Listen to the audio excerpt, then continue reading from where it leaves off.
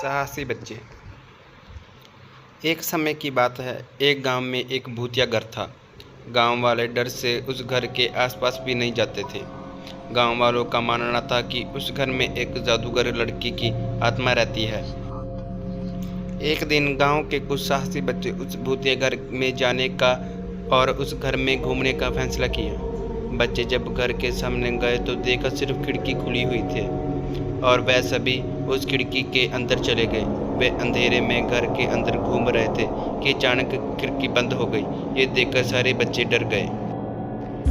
अचानक से वह लड़की की भूत बच्चों के सामने आई और जोर जोर से हंसने लगी और कहा कि अब तुम सारे मेरे बंदी हो।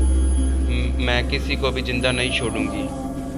बच्चों को डर के मारे कुछ समझ नहीं आ रहा था, लेकिन फिर भी वे हिम्मत नहीं हारे और सब एक साथ मिलकर बाहर निकलने रास्ता ढूंढने लगे।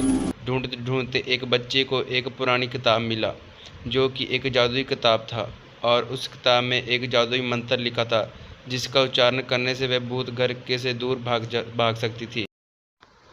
बच्चे ने मिलकर उस मंत्र को पढ़ना शुरू किया। अचानक से एक रोशनी घर के अंदर आई और उस भूत को साथ ले गई।